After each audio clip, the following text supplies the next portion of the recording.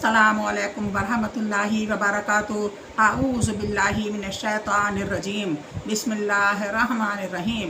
Rabbi इश्रह ली सदरी व यस्सिर ली अमरी वहलुल उक़दतम मिन लिसानी यफ़क़हू क़ौली।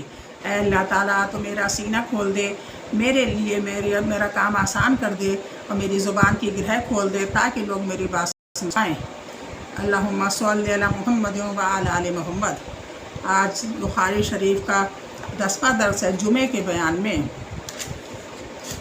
बिस्मिल्लाहिर्रहमानिर्रहीम। नंबर 1, हज़रत अबू हुरैरा रज़ी अल्लाह अन्हु कहते हैं, मैंने अल्लाह के रसूल सल्लल्लाहु अलैहि वसल्लम को फरमाते हुए सुना कि हम दुनिया में सबसे पिछले हैं लेकिन क़यामत के दिन सबसे पहले हैं।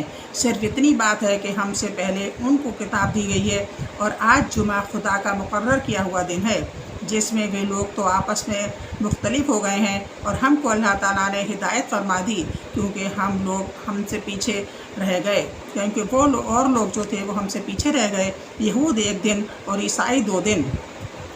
नंबर 2 हदीस। हज़रत अबू सईद खुदरी रज़ी अल्लाह अन्हु कहते हैं कि मैं गवाही देता हूँ कि अल्लाह के रसूल सल्लल्लाहु अलैहि वसल्लम ने फरमाया, हर बालिग़ पर जुमे के दिन गुस्ल और मिसवाक करना वाजिब है और अगर मिल सके तो खुशबू लगानी वाजिब है। यानी जुमे के दिन गुस्ल ज़रूर करें और मिसवाक ज़रूर करें और हो सके तो खुशबू भी ज़रूर लगाएं। नंबर 3 हदीस। हज़रत अबू हुरैरा रज़ी अल्लाह अन्हु कहते हैं, अल्लाह के रसूल सल्लल्लाहु अलैहि वसल्लम ने फरमाया, जिस शख्स ने जुमे के दिन गुस्ल नापाकी का गुस्ल किया और नमाज के इरादे से मस्जिद को चला तो गोया एक ऊँट की कुर्बानी की, और जो दूसरी घड़ी में गया उसने गाय की कुर्बानी की, और जो तीसरी घड़ी में गया गोया सींगदार मेढ़े की कुर्बानी की, और अगर चौथी घड़ी में गया तो उसने गोया मुर्गी की कुर्बानी की, और जब अगर वो 5वीं घड़ी में गया तो गोया अंडे की कुर्बानी की। इसके बाद जब इमाम खुतबे के लिए निकलता है तो फरिश्ते हाजिर होकर जिक्र करते हैं और फिर नमाज के सवाब के अलावा और सवाब नहीं मिलता। नंबर 4 हज़रत सलमान फ़ारसी रज़ी अल्लाह अन्हु कहते हैं कि अल्लाह के रसूल सल्लल्लाहु अलैहि वसल्लम ने फरमाया, जो शख्स जुमे के दिन गुस्ल करे और हर मुमकिन पाकी हासिल करे, फिर अपना तेल या घर की खुशबू लगाए, इसके बाद नमाज के लिए निकले और 2 शख्सों में तफरीक ना करे, यानी 2 आदमियों के बीच में घुस कर न बैठे, फिर जब इमाम बोलने लगे तो खामोश बैठ जाए तो उसके दूसरे जुमे के उस जुमे तक गुनाह बख्श दिए जाएंगे। नंबर 5 हज़रत इब्न अब्बास रज़ी अल्लाह अन्हु कहते हैं, मुझसे लोगों ने बयान किया कि हुज़ूर सल्लल्लाहु अलैहि वसल्लम ने फरमाया है, तुम अगर नापाक हो तो भी गुस्ल करो, सरों में या नापाक हो तो भी गुस्ल करो, सरों को धो और खुशबू लगाओ। मैंने जवाब दिया, गुस्ल के बारे में तो ठीक है लेकिन खुशबू का हुक्म मुझे मालूम नहीं। नंबर 6 हज़रत उमर रज़ी अल्लाह अन्हु ने मस्जिद के दरवाज़े पर एक रेशमी जोड़ा बेचते हुए देखा तो अर्ज़ किया, ए अल्लाह के रसूल सल्लल्लाहु अलैहि वसल्लम, काश इसको आप ख़रीद लेते और जुमे के दिन और उस दिन जब कि वफ़द आया करे, यानी कहीं से लोग आया करें बाहर से, तो पहन लिया करते। तो आपने फरमाया, इसको वही शख्स पहनता है जिसका आखिरत में कोई हिस्सा न हो। इसके बाद हुज़ूर सल्लल्लाहु अलैहि वसल्लम की खिदमत में कुछ रेशमी जोड़े आए और आपने उनमें से एक जोड़ा हज़रत उमर रज़ी अल्लाह अन्हु को दिया। हज़रत उमर रज़ी अल्लाह अन्हु ने अर्ज़ किया, आपने अतारत के जोड़े के बारे में जो फरमाया था वो क्या था, अब आप मुझे पहना रहे हैं। फरमाया, मैंने तुमको इसलिए नहीं दिया कि तुम खुद पहनो। हज़रत उमर रज़ी अल्लाह अन्हु ने वो जोड़ा अपने मुशरिक भाई को दे दिया जो मक्का में था। नंबर 7 हज़रत अबू हुरैरा रज़ी अल्लाह अन्हु कहते हैं, हुज़ूर सल्लल्लाहु अलैहि वसल्लम ने फरमाया कि अगर मुझको अपनी उम्मत या लोगों की तकलीफ़ का ख्याल न होता तो मैं हर नमाज के वक्त उनको मिसवाक करने का हुक्म देता। नंबर 8 हज़रत अनस रज़ी अल्लाह अन्हु कहते हैं कि अल्लाह के रसूल सल्लल्लाहु अलैहि वसल्लम ने फरमाया, मैंने मिसवाक करने की बहुत ताकीद की है। नंबर 9 हज़रत इब्न उमर रज़ी अल्लाह अन्हु कहते हैं कि मैंने अल्लाह के रसूल सल्लल्लाहु अलैहि वसल्लम को फरमाते हुए सुना कि तुम में से हर एक हाकिम है और तुम में से हर एक से उसकी रियाया के बारे में सवाल किया जाएगा। इमाम खलीफा हाकिम है और उससे उसकी रियाया का सवाल होगा। इमाम खलीफा हाकिम है और उससे उसकी रियाया सवाल किया जाएगा। मर्द अपने घर में हाकिम है और उससे उसकी रियाया का सवाल किया जाएगा। नौकर अपने मालिक के माल का हाकिम है और उससे उसकी रियाया के बारे में सवाल किया जाएगा। रावी कहता है, मेरा ख्याल है हुजूर ने यह भी फरमाया था कि आदमी अपने बाप के माल का हाकिम है और उससे उसके रियाया के बारे में सवाल किया जाएगा, और तुम में से हर एक हाकिम है जिससे रियाया के बारे में सवाल होगा। मर्दस हज़रत आयशा रज़ी अल्लाह अन्हा कहती हैं, जुमे के दिन लोग एक एक करके अपने अपने मकानों से और अवाली मदीना से मशरिक़ की तरफ गाँवों से आया करते थे। चूँकि गर्द व गुब्बार में होकर आते थे, इसलिए धूल उन पर पड़ी होती थी और पसीना आया होता था। एक बार अल्लाह के रसूल सल्लल्लाहु अलैहि वसल्लम की खिदमत में एक शख्स आया। आप उस वक्त मेरे पास तशरीफ़ रखते थे। आपने फरमाया, काश तुम लोग आज के दिन के लिए अच्छी तरह पाकीज़गी हासिल कर लिया करते। 10 हज़रत आयशा रज़ी अल्लाह अन्हा फरमाती हैं कि ये लोग मेहनती मज़दूर थे। जुमे में भी जब जाते तो इसी हालत में होते, तो उनसे कहा जाता था, काश तुम नहा धो लेते तो अच्छा होता। नंबर 12 हज़रत अनस रज़ी अल्लाह अन्हु कहते हैं कि अल्लाह के रसूल सल्लल्लाहु अलैहि वसल्लम जुमे की नमाज सूरज ढलने के बाद पढ़ा करते थे। नंबर 13 हज़रत अनस रज़ी अल्लाह अन्हु कहते हैं कि जब सर्दी ज़्यादा होती तो अल्लाह के रसूल सल्लल्लाहु अलैहि वसल्लम ज़ोहर की नमाज में जल्दी करते थे, और अगर गर्मी सख्त होती थी तो नमाज में देर करते थे और ठंडक कर लेते थे। इससे मुराद जुमे की नमाज है।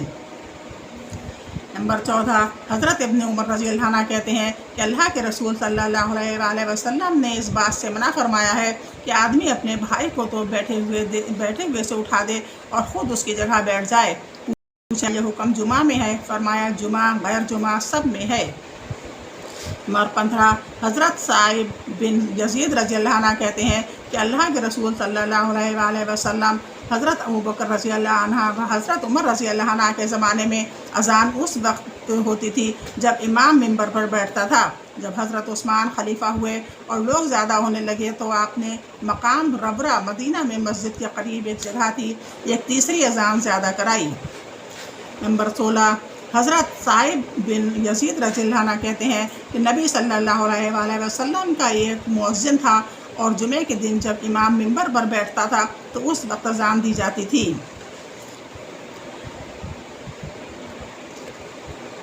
नंबर 17 हज़रत जाबिर बिन अब्दुल्ला रज़ी अल्लाह अन्हु कहते हैं, एक सुतून था जिससे लगकर रसूल अल्लाह सल्लल्लाहु अलैहि वसल्लम खड़े हुआ करते थे। जब आपके लिए मिंबर बना दिया गया तो हमने सुतून की ऐसी आवाज़ सुनी जैसे 10 माह की हामला ऊँटनी की तरह होती है। आखिर रसूलुल्लाह सल्लल्लाहु अलैहि वसल्लम मिंबर से उतरे और उस सुतून पर अपना हाथ मुबारक रखा।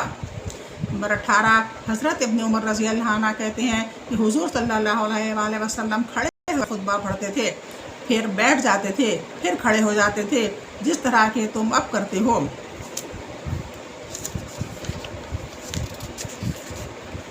19 हज़रत इब्न अब्बास रज़ी अल्लाह अन्हु कहते हैं, एक बार हुजूर सल्लल्लाहु अलैहि वसल्लम मिंबर पर तशरीफ़ ले गए और ये आखिरी दफ़ा था कि हुजूर मूढ़ों पर एक बड़ी चादर डाले हुए, सर पर काली पट्टी बांधे हुए उस जगह पर बैठे थे। आपने हम्द व सना की, फिर फरमाया, लोगों मेरे पास लोग पास आकर जमा हो गए। आपने फरमाया, और लोग तो बढ़ते जाएंगे मगर यह कबीला अंसार कम होते जाएंगे। उम्मत मोहम्मदिया में से जो शख्स किसी चीज़ का मुतवल्ली हो जो जहाँ तक नफ़ा या नुकसान पहुँचाने की ताकत हो, मोहसिन के एहसान को कबूल करे और ख़तावारों की ख़ताओं से दरगुजर करे। नंबर 20 हज़रत जाबिर बिन अब्दुल्ला रज़ी अल्लाह अन्हु कहते हैं कि हुजूर सल्लल्लाहु अलैहि वसल्लम जुमे के दिन लोगों को खुतबा सुना रहे थे। इतने में एक आदमी आया। आपने फरमाया, ए शख्स, क्या तुमने नमाज़ पढ़ ली? उसने अर्ज़ किया, नहीं। आपने फरमाया, उठ नमाज पढ़ ले। नंबर 21 हज़रत अबू हुरैरा रज़ी अल्लाह अन्हु कहते हैं कि हुजूर सल्लल्लाहु अलैहि वसल्लम ने फरमाया, इमाम के खुतबा पढ़ने के वक्त अगर तुम अपने साथी से ये कहो कि खामोश हो जाओ तो यह बात भी नाजायज़ है। नंबर 22 हज़रत अबू हुरैरा रज़ी अल्लाह अन्हु कहते हैं कि अल्लाह के रसूल सल्लल्लाहु अलैहि वसल्लम ने जुमे के दिन का तज़किरा किया और फरमाया, इसमें एक घड़ी ऐसी है कि अगर ठीक उस घड़ी में कोई मुसलमान बंदा खड़े होकर नमाज़ पढ़े और अल्लाह ताला से कुछ मांगे तो अल्लाह ताला उसको ज़रूर अता करता है। आपने हाथ से इशारा फरमाया कि वो घड़ी बहुत थोड़ी है। नंबर 22 حضرت ابن عمر رضی اللہ عنہ کہتے ہیں کہ اللہ کے رسول صلی اللہ علیہ وآلہ وسلم ظہر سے پہلے 2 رکعتیں اور اس کے بعد 2 رکعتیں گھر میں پڑھتے تھے، عشاء کے بعد بھی 2 رکعتیں پڑھتے تھے، اور جمعے کے بعد نماز ظہر نہیں پڑھتے تھے۔ جب گھر واپس آتے تھے تو صرف 2 رکعتیں پڑھتے تھے۔ خوف کی نماز کے بیان میں حضرت عبداللہ بن عمر رضی اللہ عنہ کہتے ہیں کہ میں حضور صلی اللہ علیہ وآلہ وسلم کے ساتھ نجد کی طرف جہاد میں گیا۔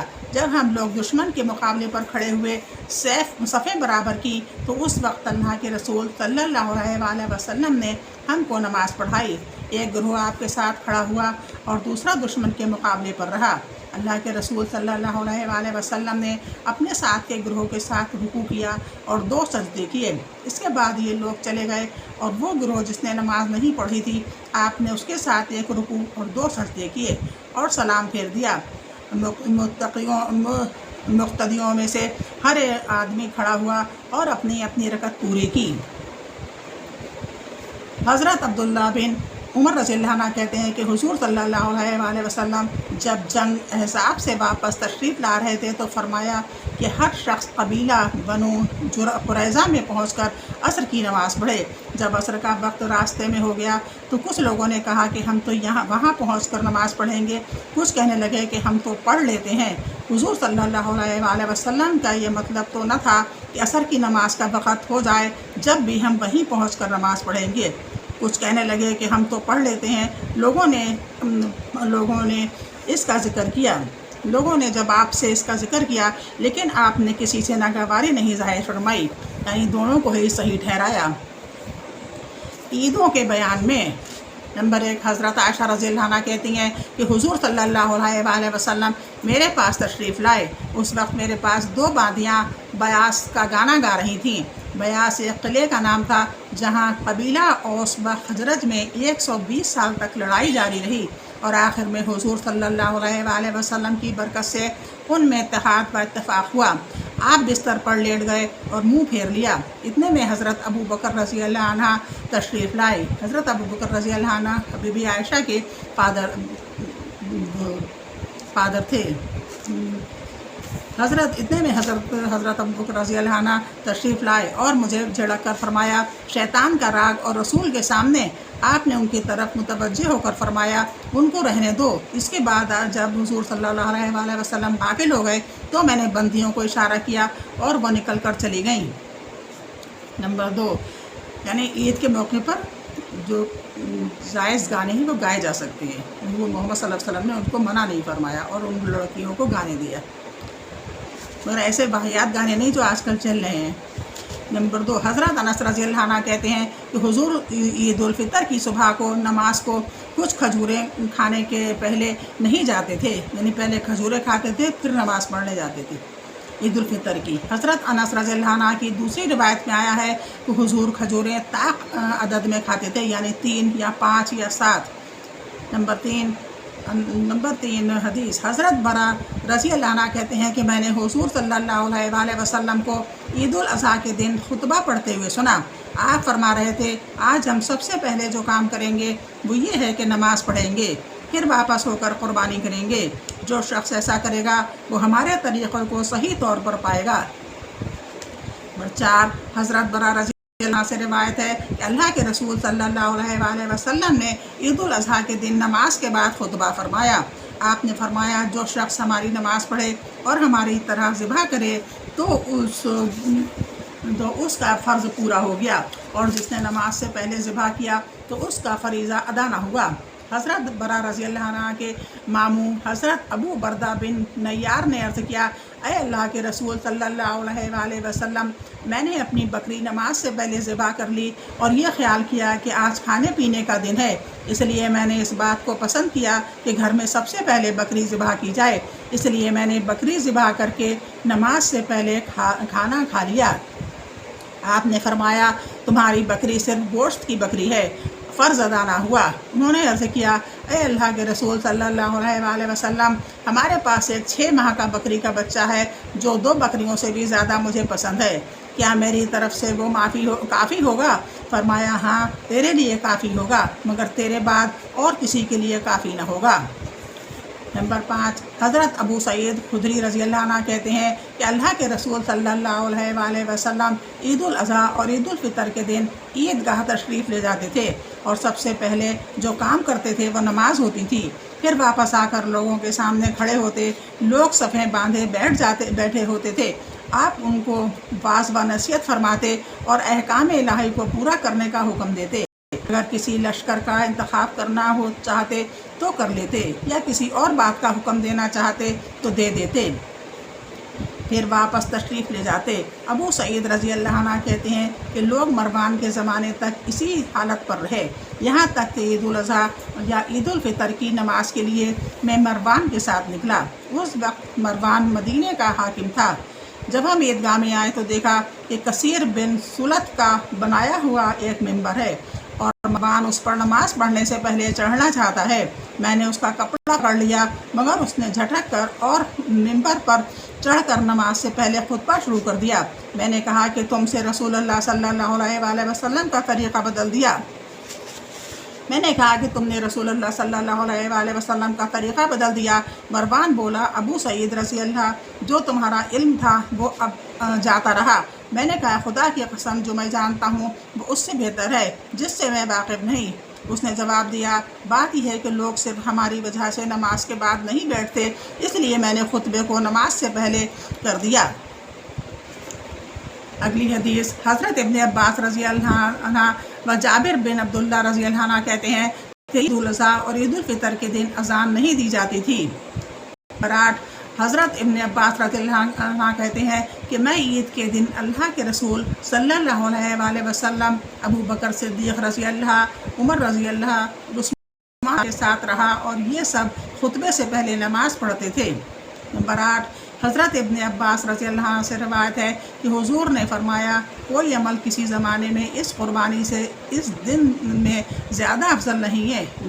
نہ جہاد، فرمایا نہ جہاد، ہاں جو شخص خطرے میں جان و مال ڈال کر نکلا ہو اور کسی طرح واپس نہ آیا ہو، اس کا مرتبہ زیادہ ہے۔ نمبر 9، حضرت انس بن مالک رضی اللہ عنہ سے روایت ہے کہ تم اللہ کے رسول صلی اللہ علیہ وآلہ وسلم کے ساتھ لبیک کس طرح کہا کرتے تھے؟ فرمایا، لبیک کہنے والا لبیک کہا کرتا تھا اور تکبیر کہنے والا تکبیر، اور اس پر ناگواری کا اظہار نہیں کیا جاتا تھا۔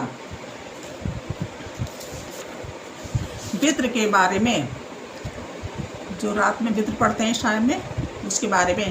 نمبر 1، حضرت ابن عمر رضی اللہ عنہ کہتے ہیں، ایک شخص نے اللہ کے رسول صلی اللہ علیہ وآلہ وسلم سے رات کی نماز کے بارے میں پوچھا۔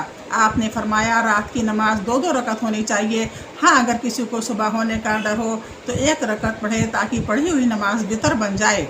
نمبر 2، حضرت عائشہ رضی اللہ عنہ کہتی ہیں کہ اللہ کے رسول صلی اللہ علیہ وآلہ وسلم 11 رکعتیں پڑھتے تھے، سو یہ آپ کی رات کی نماز تھی، اور آپ اتنا لمبا سجدہ کرتے تھے جتنی دیر میں تم میں سے کوئی 50 آیتیں پڑھے، اور اتنی دیر تک برابر سجدے میں رہتے تھے، اور 2 رکعتیں نماز فجر سے پہلے پڑھتے تھے۔ اس کے بعد دائیں کروٹ پر اس وقت تک لیٹے رہتے تھے کہ مؤذن اذان کے لیے آپ کی خدمت میں حاضر ہوتا تھا۔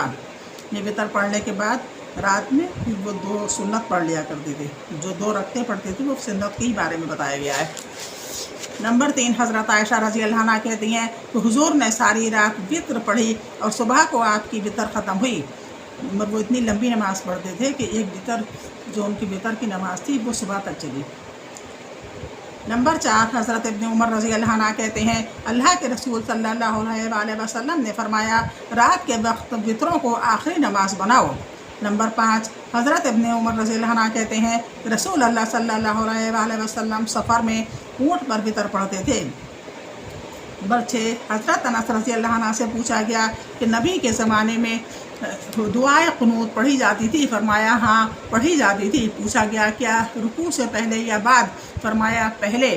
عرض کیا گیا فلاں شخص تو کہتا ہے کہ آپ نے رکوع کے بعد فرمایا ہے۔ فرمایا جھوٹ کہا، رسول اللہ صلی اللہ علیہ وآلہ وسلم نے رکوع کے بعد 1 ماہ تک قنوت پڑھی، اور میرا خیال ہے کہ آپ نے مشرق کی طرف لگ بھگ 70 آدمی بھیجے جن کو قاری کہا جاتا تھا۔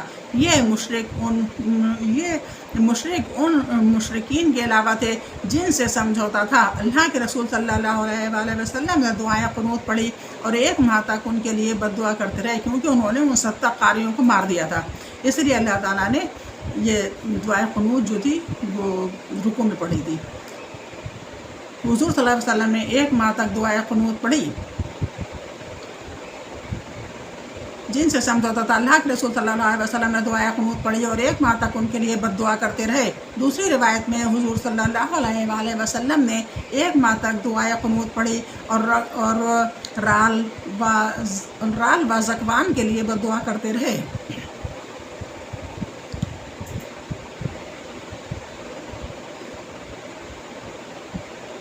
यानी रुकू के बाद जब उन्होंने दुआ क़ुनूत पढ़ी थी तो उनके लिए बद्दुआ करने के लिए पढ़ी थी। वैसे तो रुकू से पहले ही पढ़ा करते थे, क्योंकि उन्होंने 70 मुशरिकों ने 70 कारियों को मार दिया था धोखे से।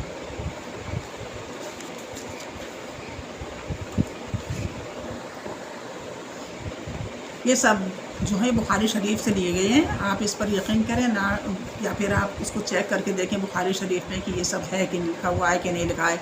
आप मेरे ऊपर शक ना करें कि मैं कहीं झूठ तो नहीं बोल रही हूँ।